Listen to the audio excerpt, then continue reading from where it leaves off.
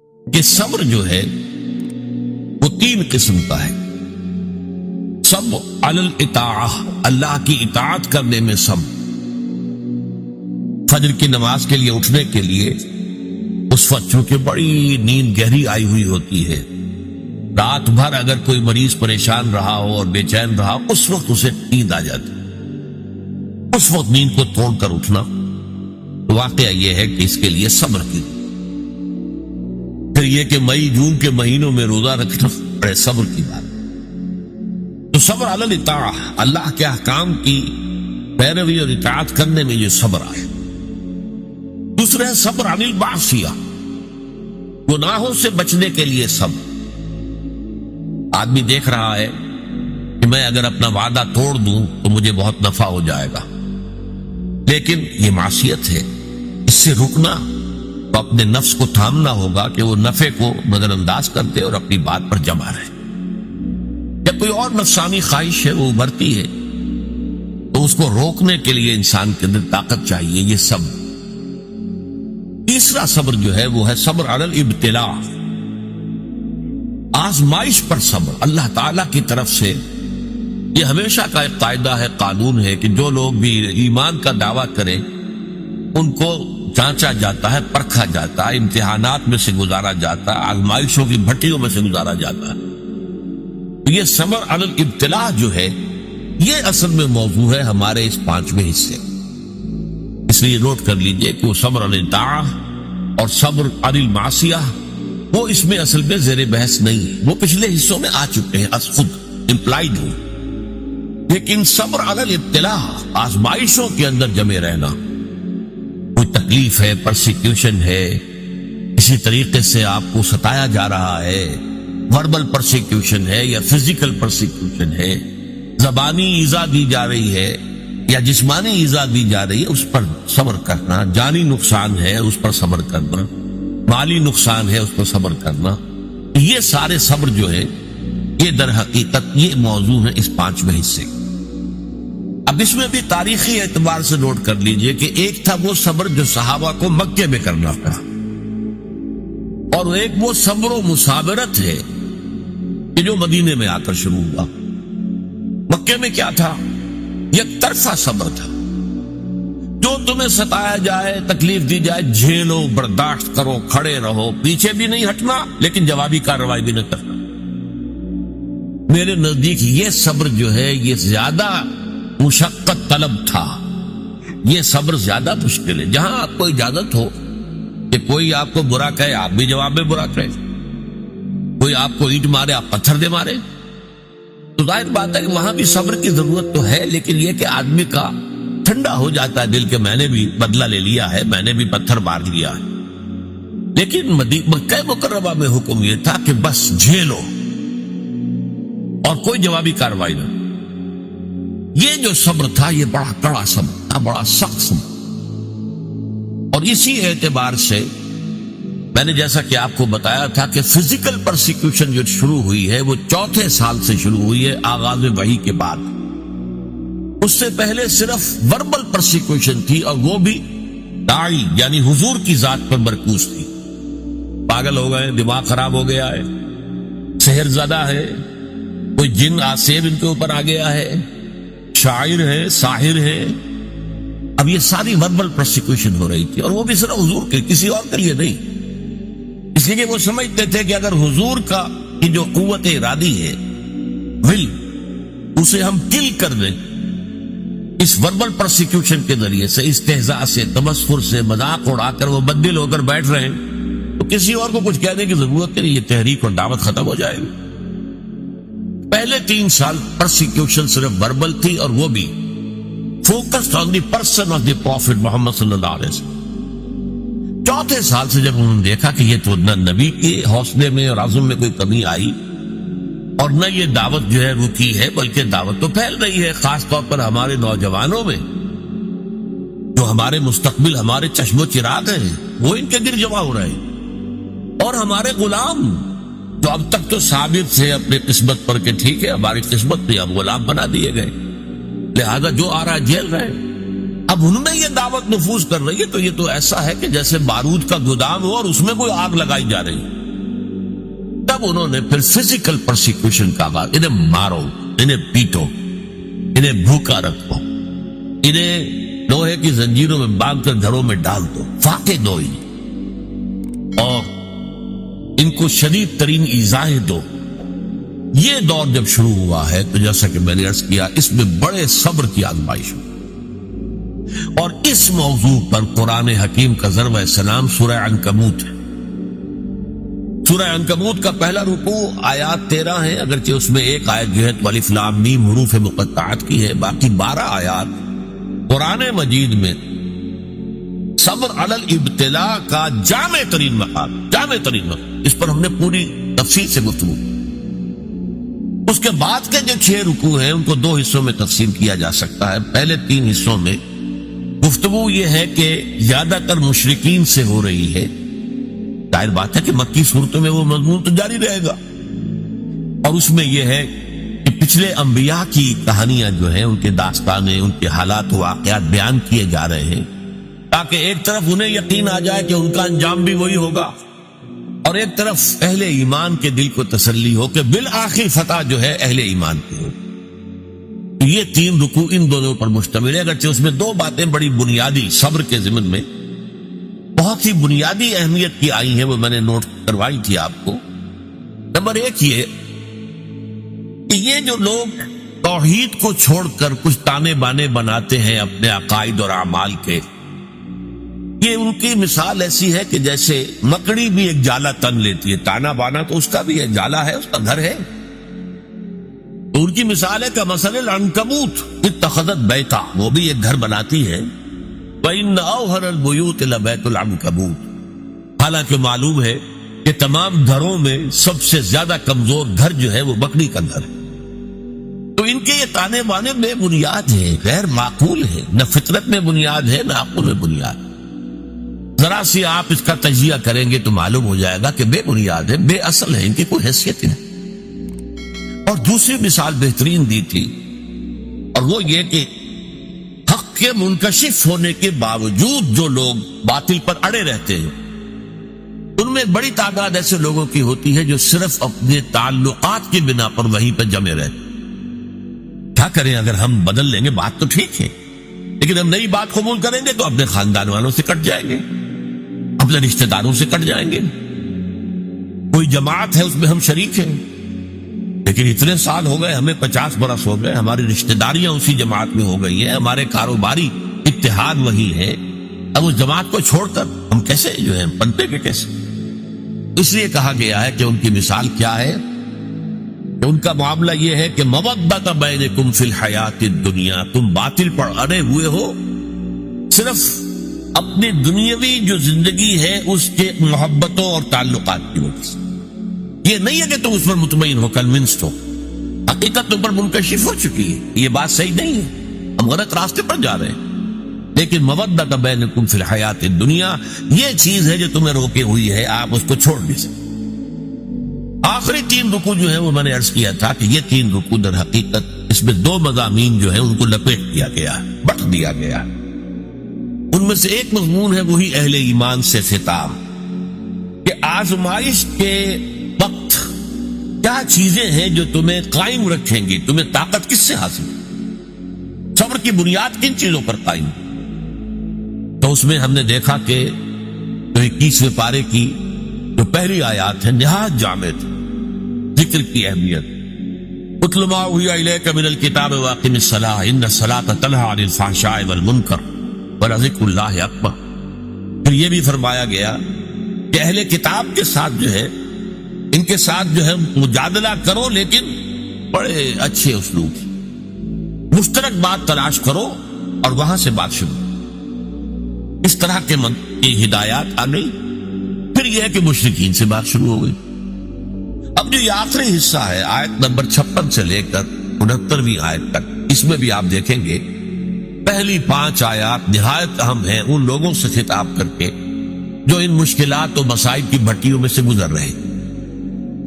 ان میں سے بعض لوگ ایسے بھی تھے کہ جن کے صبر کا پیمانہ اب لبریز ہو رہا تھا، مزید ہمت اپنے اندر نہیں پاتے تھے اس پرسیکیوشن کو برداشت کرنے، ان کے لیے ایک راستہ کھول دیا گیا، اجازت دے دی گئی ہجرت۔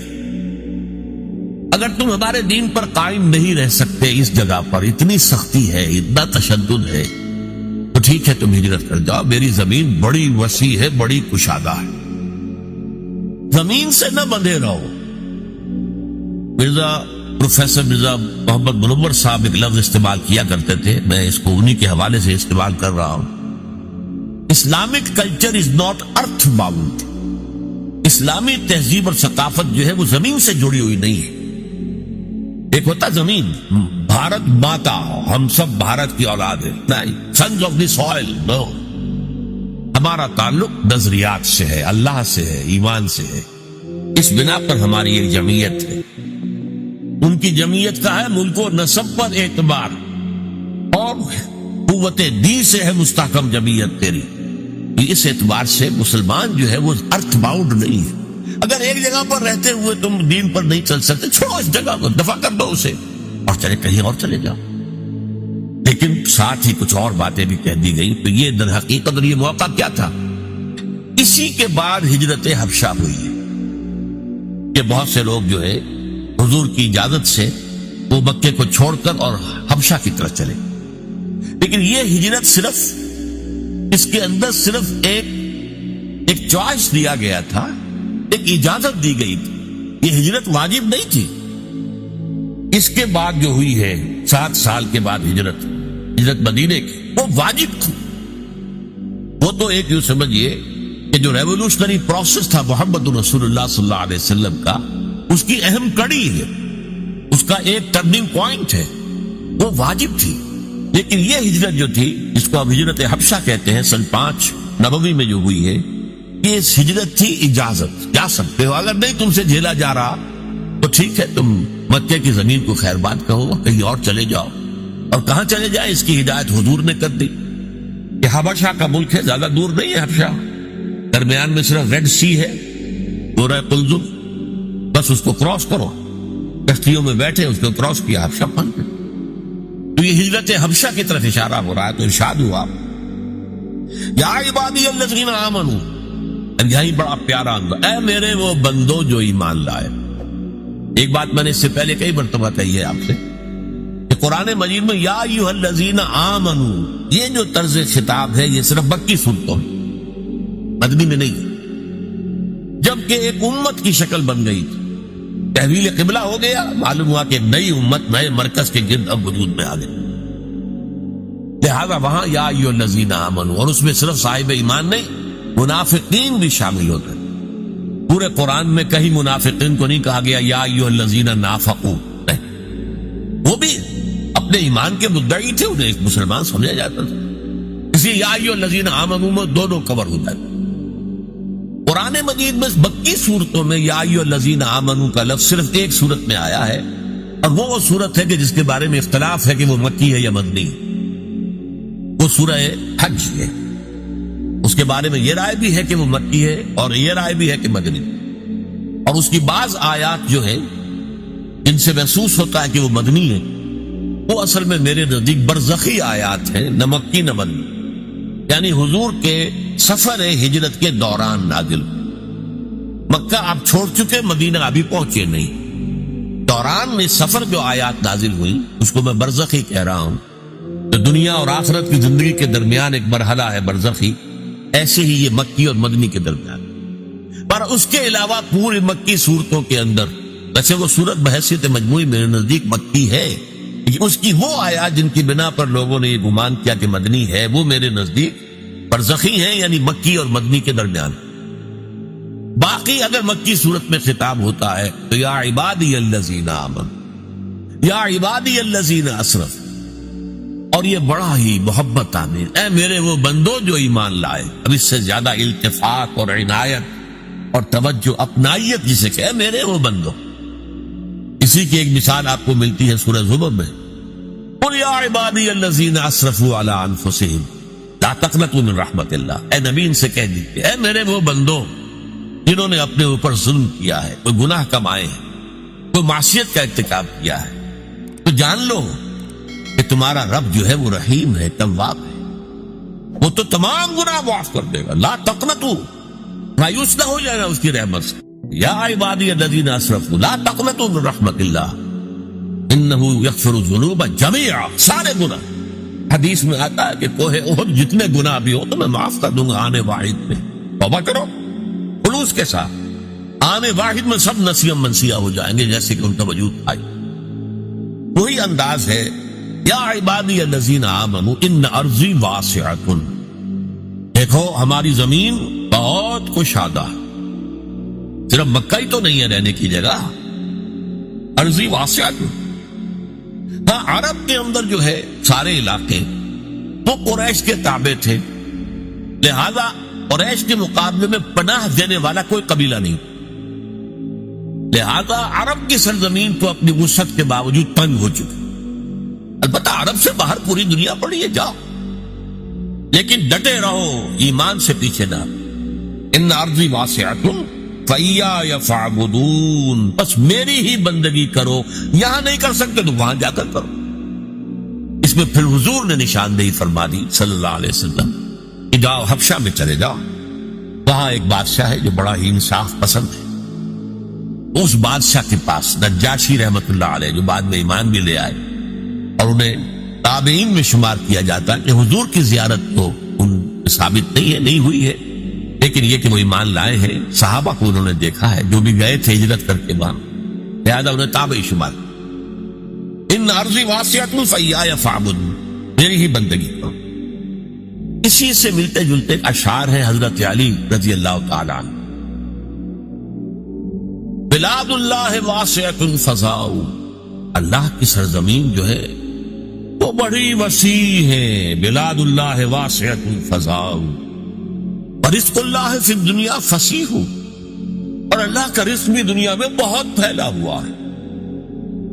وقل لقائل القاعدین علی ہوان، تو ذرا جو لوگ بے عزتی بے غیرتی کی وجہ سے بھی رہ رہے ہیں کسی جگہ، ایک جگہ رہ رہے ہیں اگرچہ بے عزتی ہو رہی ہے، توہین ہو رہی ہے، اہانت ہو رہی ہے، ان کی حمیت کو کچلا جا رہا ہے. فقل للقاعدین علی ہوان، اس توہین آمیز روش کے باوجود جو وہاں بیٹھے ہوئے ہیں ان سے کہہ دو، فقل للقاعدین علی ہوان اذا ضاقت بکم ارض فصیحوا، اگر کوئی ایک زمین تم پر تنگ پڑ جائے تو چھوڑو اس کو، کہیں اور چلے گا، اپنی عزت نفس کی حفاظت. اور یہاں معاملہ ایمان کا، اپنے ایمان کی حفاظت. یا عبادی الذین آمنوا ان ارضی واسعۃ فإیایا فاعبدون کل نفس ذائقۃ الموت ثم الینا ترجعون. اب اس میں دوسرا رخ بھی آ گیا. دیکھو یہاں کے تشدد سے آخری اندیشہ اسی کا ہے نہ کہ وہ تمہیں قتل کرتے ہیں، لیکن سوچ لو اگر ابھی تم قتل سے بچ جاؤ گے تو کیا موت سے بچے رہو گے؟ موت تو آنی ہے، آج نہیں تو کل، کل نہیں تو پرسوں. لہذا یہ اجازت تھی، کیونکہ صرف یہ کوئی حکم نہیں تھا ہجرت کا، اجازت. اور اس اجازت کے اندر یہ چیز امپلائڈ تھی کہ جس کی ہمت جواب دے رہی ہو، جس میں مزید جھیلنے کی جو ہے برداشت کرنے کی ہمت نہ اپنے اندر پائے، وہ چلا جائے. لیکن انہیں سے کہا جا رہا ہے تو موت سے بچ کر تم کہیں نہیں جا سکتے. اگر سمیہ رضی اللہ تعالی عنہ اور یاسر رضی اللہ تعالی عنہ کو شہید کر دیا ابو جہل نے، اور تمہیں بھی کر دیں تو کیا تمہیں تکلیف ہوگی؟ سیدھے جنت میں جاؤ، حساب کتاب کا انتظار نہیں ہوگا، یوم قیامت کا بھی انتظار نہیں. باقی لوگ بڑے سے بڑا ولی اللہ ہو وہ بھی جنت میں داخل ہوگا قیامت کے بعد، حساب کتاب کے بعد، اور تم تو جاؤ گے فوراً جنت کے اندر. لہذا یہ پہلو سامنے رکھ. اب دیکھیے میں نے عرض کیا تھا پہلے رکوع کے درس میں کہ دو چیزیں اس میں ساتھ ساتھ چل، دلجوئی بھی اور ڈانٹ ڈپٹ. یا دلجوئی کا پہلو کیا ہے؟ ٹھیک ہے بھائی، اگر برداشت سے باہر بات ہو رہی ہے تمہارے تو جاؤ، تمہیں اجازت ہے، تم ہجرت کرو. بات یہ بھی کس چیز سے ڈر کر جا رہے ہو؟ موت سے. موت تو آنی ہے. کل نفس ذائقۃ الموت ثم الینا ترجعون، پھر ہماری طرف تمہیں پلٹنا ہے، لوٹا دیا جائے گا. والذین آمنوا وعملوا الصالحات، اور وہ لوگ جو ایمان لائے اور عمل صالح کرے. جو ڈٹے رہے اس پر.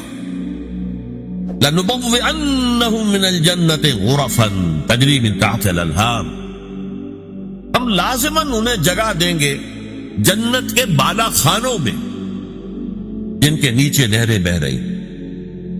یہاں دیکھیے وہی صیغہ اب آ رہا ہے جو پہلے رکوع میں بار بار آیا. لَنَجْزِيَنَّهُمْ أَحْسَنَ الَّذِي كَانُوا يَعْمَلُونَ. وہاں پر آیا تھا ہم تو لازماً آزمائیں گے. وَلَنَبْلُوَنَّ، وہ بھی ہیں ان کو آزمایا جائے گا. تو اس اعتبار سے وہی صیغہ تاکید کا. لَنُبَوِّئَنَّهُمْ، ہم لازماً انہیں دیں گے، جگہ دیں گے. مِنَ الْجَنَّةِ غُرَفًا، جنت کے بالا خانوں میں. تجری من تحتها الانہار، جن کے نیچے نہریں بہتی ہوں گی. خالدین فیہا، اس میں وہ ہمیشہ ہمیشہ رہیں گے. نعم اجر العاملین، بہت ہی اچھا اجر ہوگا عمل کرنے والوں کا. اور اب نہایت خوبصورت مقام ہے یہاں پر. عمل کرنے والوں کی بنیاد کیا ہے؟ الذین صبروا وعلی ربہم یتوکلون، وہ لوگ جنہوں نے صبر کیا، جھیلا، برداشت کیا، سختیاں جھیلی، مصیبتیں جھیلی، مصائب جھیلے. جبکہ مکے کی گلیوں میں گھسیٹا جا رہا تھا حضرت بلال کو، اور جیسے جانور کی لاش گھسیٹی جاتی ہے، کھینچ کر لائی جاتی، اسی طریقے سے ایک زندہ انسان، گوشت پوشت کا انسان، اور اس کے گردن میں رسی ڈال کر دے دی ہے چھوکروں کو، گھسیٹو اس کو گلیوں کے. اور ظاہر بات ہے کہ وہ گلیاں کوئی پیومنٹ تو نہیں تھے، وہاں پر کوئی سڑکیں تو نہیں تھی. کونے رکھنے والے جو ہے نوکیلے پتھر، جسم ادھر رہا، خونم خون ہے. پھر سینے کے اوپر ایک بھاری پتھر رکھ دیا گیا، دھوپ میں ڈال کر. اوپر سے وہ آسمان جیسے آگ برس رہی ہے، ادھر سینے پر پتھر. سانس لینا مشکل سے سانس لے رہے ہیں، لیکن ساتھ ساتھ کہہ رہے ہیں احد احد احد احد احد احد احد، ایک ہی کو مانتے اور کسی کو نہیں مانتے. الذین صبروا، ان لوگوں نے صبر کیا. وعلی ربہم یتوکلون، اور جو اپنے رب ہی پر توکل کرتے رہے. ہمارا پروردگار ہی ہمارے لیے راستے کھولے گا، ہمارا پروردگار ہی آخر میں ہماری مدد کرے گا، ہمارا پروردگار جو ہے ہمیں کامیابی نصیب فرمائے گا. علی ربہم یتوکلون. وَكَأَيٍّ مِّن دَابَّةٍ لَّا تَحْمِلُ رِزْقَهَا، اور کتنے ہی چوپائے ہیں زمین میں تم دیکھتے ہو، وہ اپنا رزق اٹھائے تو نہیں پھرتے. یہ پرندے جو ہیں، کیا ان کا رزق ان کے پاس اسٹور میں کہیں ہوتا؟ حضرت مسیح کا ایک بڑا پیارا جملہ ہے سرمن آف دی ماؤنٹ میں. کیوں فکر کرتے ہو، اپنے حواریین سے کہہ رہے، کیوں فکر کرتے ہو کہ کیا کھائیں گے؟ تم جنگل کی چڑیوں کو نہیں دیکھتے کہ وہ خالی پیٹ اپنے گھونسلوں سے نکلتی ہیں اور شام کو آسودہ ہو کر واپس آتی ہیں؟ ان کے پاس کہیں کوئی جمع تو نہیں ہے، کوئی ذخیرہ تو نہیں ہے گندم کا یا کسی اور چیز. جو آسمان کے پرندوں کو کھانے کو دیتا ہے، کیا وہ تمہیں نہیں دے گا؟ یہ خوبصورت انداز. کیوں فکر کرتے ہو کیا پہنو گے؟ جنگل کی سوسن کو نہیں دیکھتے کہ جس قدر شاندار لباس اللہ نے اسے دیا ہے، رنگین. سلیمان بھی اپنی ساری شان و شوکت کے باوجود ویسا ملبس نہ تھا، ویسا لباس اس کے پاس بھی نہیں. تو جو جنگل کی گھاس کو لباس دیتا ہے، جو آج ہے اور کل جھونک بھی جائے گی آگ میں، کیا وہ تمہیں لباس نہیں پہنائے؟ یہ ہے توکل اللہ کی ذات. وَكَأَيٍّ مِّن دَابَّةٍ لَّا تَحْمِلُ رِزْقَهَا اللَّهُ يَرْزُقُهَا وَإِيَّاكُمْ، اللہ ہی انہیں بھی رزق دیتا ہے، تمہیں بھی دے گا. کیوں فکر کرتے ہو کہ کل کیا کھائیں؟ آج جس نے تمہیں رزق دیا وہ کل بھی دے گا. تم اس کے اوپر توکل کرو، اعتماد کرو. وَهُوَ السَّمِيعُ الْعَلِيمُ، اور وہ سب کچھ سننے والا ہے، سب کچھ جاننے والا ہے. یہ 5 آیات بھی یوں سمجھیے کہ اس صبر کے موضوع پر، جو صبر کے اس وقت مکی دور میں تھا، یک طرفہ صبر، ایک ہے 2 طرفہ صبر. وہ آئے گا مدنی صورتوں میں جب ہم پڑھیں گے، سورہ بقرہ، سورہ آل عمران. لیکن یہ ہے یک طرفہ صبر، جو آئے جھیلو، برداشت کرو، لیکن کوئی جوابی کارروائی نہیں کرو. اس صبر کے لیے جو ہدایات دی گئی سورہ عنکبوت کے آخری 3 رکوع جو ہے انہی پر مشتمل ہے. اور ان میں سے یہ 5 آیات جو ابھی ہم نے پڑھی ہیں نہایت اہم ہے، نہایت جان۔ بارک اللہ لی ولکم فی القرآن العظیم